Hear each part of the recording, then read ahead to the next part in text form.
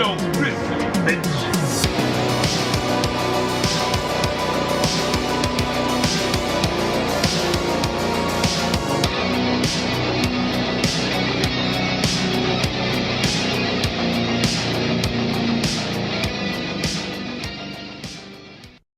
What up, Militia? I mean Joe Grizzly. And when I'm not once again watching Samar Weaving scream and kick ass through yet another attack from a deadly satanic cult, I'm at the Grizzly Cave, watching a review of movies while, of course, crushing beers. And I'm back at the Grizzly Cave to bring y'all my review of the unexpected yet highly anticipated sequel to the hit Ready or Not, Here We Come. I was a huge fan of the first Ready or Not, so the question is, does this unexpected sequel capitalize on the success of that one and build on the lore and make a great sequel, or does it put out an inferior product that is completely unnecessary? Let's find out. This is Grizzly Grade Reviews.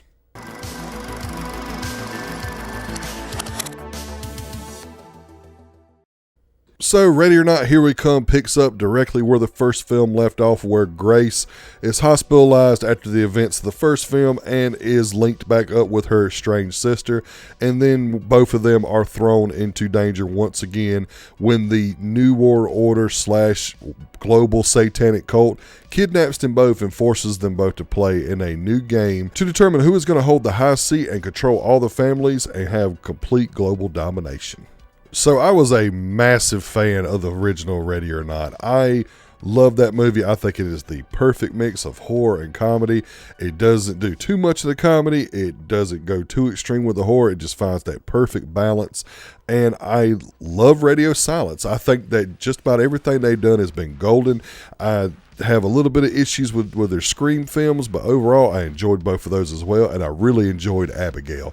So in my opinion, I think that those guys are pretty much undefeated when it comes to putting out good horror films. And I didn't really think there was anything else that we could tell this story. I thought it was a good one-off. And then they announced that they were doing a sequel, and I had no idea where this movie was going to go, what direction it was going to go in, and how they were going to continue the story, because it seemed like the entire thing was wrapped up real nice and pretty, so we didn't have to worry about anything getting resolved or anything like that. And then I went and seen this movie, and I realized that there's a whole lot of story left to tell.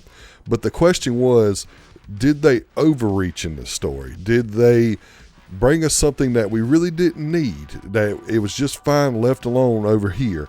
And I have to say that I think they did a pretty damn good job of making a follow-up that none of us really expected was going to happen. Starting off with the positives, the sole reason to go see this movie is not if you're a horror fan, not if you're a horror comedy fan, not if you're a fan of either, but for the cast. The cast is absolutely incredible. Not only do you have Samara Weaving reprising her role as Grace, you now have Kathryn Newton playing her estranged sister, but you have a who's who of 90s horror in here. You have Sarah Michelle Gellar from Buffy the Vampire Slayer and I Know What You Did Last Summer, and then you have Sean Hardesty, who is from The Faculty. And I love both of those actors and actresses, and I think that they were perfectly cast in the roles that they were given, where they play these two rich twins who inherit the empire that their father established, and he was the current head of the council. And they both have this incredible amount of pressure placed upon them to where they have to win the contest to keep that seat of power. And I thought that both of them and each of their dynamics as characters really bounced off one another very well and was very well done. Samara Weaving and Kathryn Newton's chemistry on screen is great. They play their respective roles as two estranged sisters very well, to the point that they give you this very believable family dynamic to where one had to leave the other in order to pursue their own life, and the other one, which is the younger one, holds a lot of animosity towards them for, quote, leaving them behind. And it's one of those things that I don't think that two actors could have pulled that off better than these two. They just have really, really good chemistry on screen together. And what else is cool is they have that dynamic going on. And then Sarah Michelle Gellar and Sean Hardesty's characters, they got a similar dynamic going on, where other than they are very, very close, whereas Samara Weaving and Catherine Newton's characters are drifted apart. And as the movie goes on, the twins, they start drifting apart and start kind of having a little animosity towards each other and a little bit of deceit. And then you have Catherine Newton and Samara Weaving just getting closer and closer. And I thought that was a really cool dynamic and a good little mirror image of each other. And probably the next standout is Elijah Wood. Elijah Wood kind of plays this exposition character. He is a side character, but he is always in the background. And he is the guy who kind of gives you the little tidbits of lore that we are receiving throughout this movie. But he's also there to keep the rules in play and establish order in the game. And there's something that is very sinister about his character, yet so likable and deadpan, that only Elijah Wood could have pulled off. He is absolutely chewing the scenery there. And just his mannerisms and everything are fucking hilarious. And at the same time, he's that guy in the room that if you don't do what he says, you're going to die. So you have to take him in so many different ways.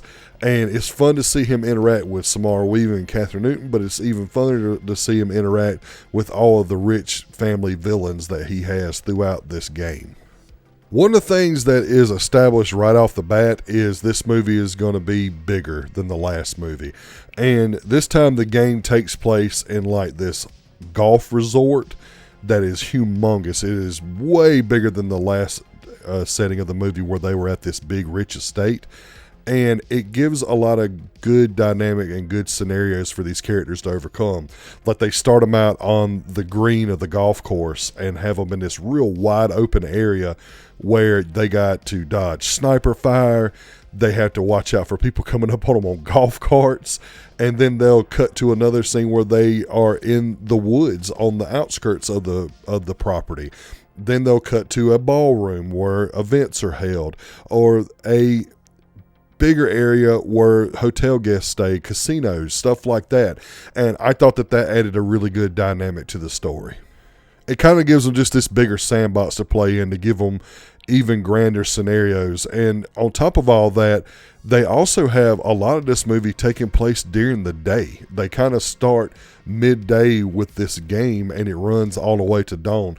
So we don't always have this scenes that are cloaked in darkness because it is night out. They actually have probably the majority of the movie takes place in the daytime. And I thought it gave this really cool contrast from what the last movie was, where almost all of it took place at night. To circle back around to the cast, just to add to another positive point in this movie, the one thing that the first movie was missing to me was a central big bad character. You have villains throughout this movie, and they all have their own goals and their own plans and what they would do if they got the seat of power. But then you have Sean Hardesty's character, where he is the clear most diabolical person in the room. He is the one who is the true psychopath, the one that is going to do the worst with all the power that he could receive by getting this seat. And I thought he did a really good job of being this just diabolical asshole that you just wanted to see him fail. And at times you were like, damn, this guy is really going to kill them. And I know that the whole point of the movie is that these characters are running for their lives and they're going to get killed by these villains. But at the same time, he does it in a more sadistic way. He does it in a more torturous way. Instead of just getting the kill and getting the glory, he's actually enjoying himself while he is beating the shit out of them or hunting them, or vice versa. He's doing whatever he can to cause them as much pain as he possibly can. And to me, he did a great job of playing that true villain. I thought all the action scenes were great, as well as the gore scenes. I thought that they did a really good job of using this resort as a cool little set piece to give these different scenarios that we didn't see in the first movie. Like there's a point where one of the villains is shooting at them with a 50 cal, and it is exciting and it is awesome. It is just cool to see them, because not only is it this different dynamic that we just did not see in the first film, it just seems like the stakes get raised a little higher because they are dealing with something that is a little bit more dangerous, because not only are there more players on the field, but they have a variety of weapons that do different things. That a lot of them are close quarters, but then you have some that are long distance or that are very, very destructive, like rocket launchers and stuff like that. But I felt like they did a really good job of taking these means that these killers were going after their victims and spicing it up and making it bigger in this movie. They did a really good job of that. The gore is really good in this movie. It's nothing that is very, very highly creative or anything, but it's just very well done. You, of course, got what you had in the first film where there are just people spontaneously combusting and blood is everywhere. This movie definitely has a lot of blood, and in a very comedic fashion. Every time someone does explode, it is absolutely hilarious to see the look on Catherine Newton and Samara Weaving's face when they're just drenched in blood out of nowhere because this person literally exploded in their face. I thought they did a really good job with keeping that going, but also just the different means in which they dispatch their enemies. I thought that they did some pretty unique ones and some pretty gruesome ones as well. But one of the things that I thought was very, very effective and very well done is that there is a scene where one villain gets a hold of one character and they are just beating the shit out of them.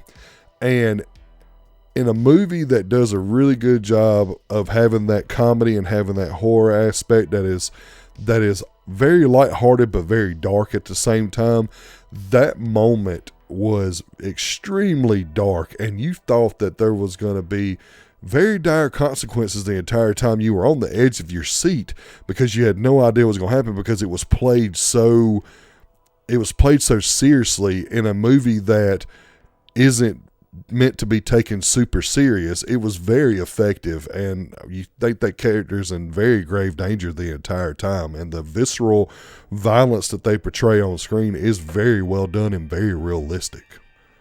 I think once again they really do a great job of balancing the comedy and the horror aspect in this movie. Radio Silence is really, really good at doing that. And that's why I think they were such a good choice to do the Scream films, because Scream has always done a really good job of balancing horror and comedy, and Ready or Not 2 is no exception. They do a really good job of having these serious moments of tension and then cutting the tension with some really good, wholesome comedy that is natural and just absolutely fucking hilarious. There are a lot of moments in this movie, just like with the first one, where people in my theater were laughing out loud hysterically. It's just really good moments like that just come out of nowhere, that do a really good job of keeping the audience engaged. Moving on to the mixed aspect, I do think that even though we do get an expansion on the lore, I think that as the movie goes, too many rules to the lore get added, to the point that in the climax of the film, so much new stuff has been introduced in the film, and then so much gets introduced towards the end in that moment that your head's kind of spinning a little bit. I do like the world building that they did with these characters, and I think they did a good job with that. But when they started adding rules late in the movie, it really gets convoluted. And I don't think that it really dumbs the movie down that much, hence why it's in the mix section. But I do think at some point you're like, okay, can they do that? Does that make sense? And is it going to be something that contradicts this or that? You really don't know, because it just happens so fast in such a short amount of time, in a moment where we are supposed to be focusing on the climax of the film. And again, it didn't really hinder the movie for me. Wasn't a make or break thing for the movie, but it was something that I definitely noticed. And finally, my negative of the movie, and it's kind of the biggest negative that I have. I don't really have many, but The relationship between Samara Weaving and Catherine Newton, even though I think it is great, and I think they did a really good job of having that on-screen chemistry, I don't think that there is enough there for us to really get invested in those characters, for them to, throughout the movie, completely stop the action and the tension and go into this dynamic where they're back and forth with each other, at each other's throats over one leaving the other and them never having contact with each other. I think that when you do that 1 or 2 times, it's okay. But when you do it 3 or more times in the movie, it gets to a point where it starts getting in the movie's way, where they are in hot pursuit. These guys are right on their asses.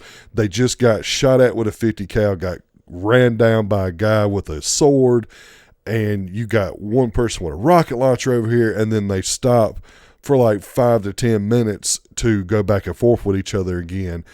And I understand that we got to have that for those characters to establish that relationship with them, but at one point it didn't get exhausting, but it was nearing exhaustion, because they there's like a few times this happens, and in the middle part, they seem to have this breakthrough. And you're like, all right, good. They're starting to root for each other now. They're starting to care about each other now again.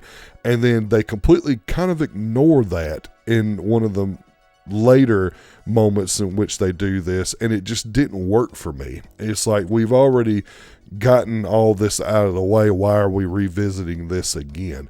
And again, I think their on-screen chemistry is great, but when they kept on going back and forth like that, it went from being something that was necessary to something that felt very unnecessary, and it was kind of killing the tension at times. And that was something that the first film didn't have. That first film had you on the edge of your seat the entire time.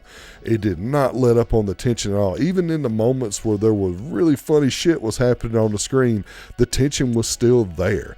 So when they introduced Catherine Newton's character and they went this route with it, it just has moments where the tension's great, and it never achieves that tension that the first film gets because of those moments. But overall, guys, I think this was a solid sequel. I think it was a necessary sequel, and I think that it did the job that it was going to do. And I really enjoyed it. If you liked the first film, there is no doubt that you are going to like this second film. So with all that being said, ready or not, here we come. Gets a 4 out of 5. And is Grizzly grade guaranteed. Go check this one out in theaters, man. Let's keep supporting horror. We did a really good job of supporting Scream 7, even though it has a lot of issues. It's become the highest grossing film in the franchise. So let's keep going to the theater and keep seeing horror films, man. Let's just keep this genre booming like we've always done. Well, that's going to do it for this video. Thank you all so much for your continued support and patience. Without y'all, this channel isn't possible. And if you like this video, like it. If you like it enough, head over to the channel, hit the subscribe and bell button so you never miss a video. Also, please follow me on all social media platforms so you get channel updates, movie news, and all forms of badassery. Click right here, you'll get my review of Undertone. And if you click right here, you'll get access to all my Grizzly Grade reviews. So until next time, remember, I'm Joe Grizzly, bitch.